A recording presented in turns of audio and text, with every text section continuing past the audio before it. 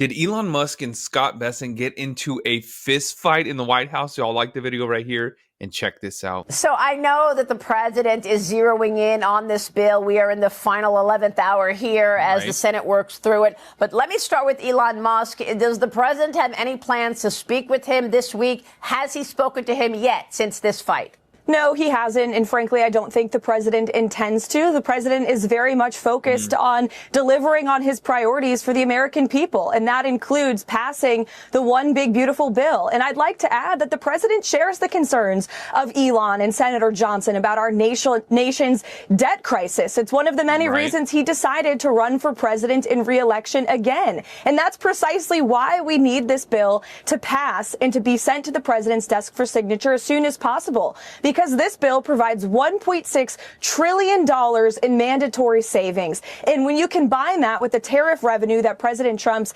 America First trade agenda is bringing in, nearly $3 trillion over the next 10 years, that's a projection, according to the Congressional Budget Office. And when you combine that with the Council of Economic Advisors projected growth of 3%, we're going to cut the deficit by $8 trillion over the next 10 years. And look at all of the other pro-growth economic policies this president has taken. He understands the concerns about our nation's crippling debt. That's why we need this bill to pass. It will ultimately reduce the deficit. And the president is very much focused on signing this historic piece of legislation. Yeah, and I know the president has said many times that his ultimate goal is to balance the budget. So we know where his heart is and where his priorities are.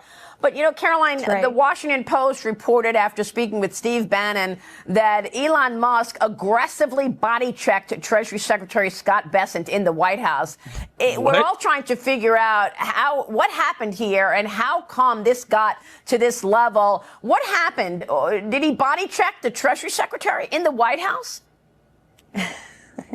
Well, look, when this story originally broke, I said from the podium that there have definitely been healthy disagreements amongst the cabinet and Elon Musk. There were times in which they got frustrated with one another, but I think that really speaks to the heart of this cabinet and the president's team, that they can have these robust disagreements and then still come together to do what's right for the people they are serving. And you saw when President Trump graciously sent Elon Musk back to his companies, Secretary Bessent was there in the Oval Office, along with Secretary Lutnick and Stephen Miller. I was there. The chief of staff was there. And we were all hoping for the best for Elon. And I think it's unfortunate that now that he's gone back to his companies, he is lambasting this bill that he was very much supportive of by all accounts. I mean, he never spoke out against it until he went back to his companies. And that's okay. He has a right to speak for his companies. But the president and the Treasury Secretary and this whole cabinet are working on behalf of the country. So everyone is focused on moving forward now. I understand, and I want to get to your thoughts on the trade talks tomorrow. But Karoline, what I'm trying to understand here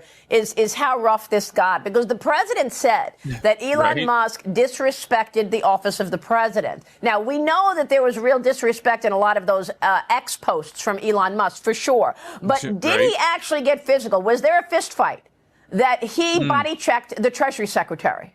I certainly wouldn't describe it as a fist fight, Maria. It was definitely a disagreement. Although I was not there, I didn't witness it with my own eyes. I heard about it through secondhand reporting. But again, we've moved on from that. The president has moved on from it. And the entire administration is focusing on passing this bill. But also, Maria, cutting waste, fraud, and abuse from our government remains a critical component of this administration's agenda.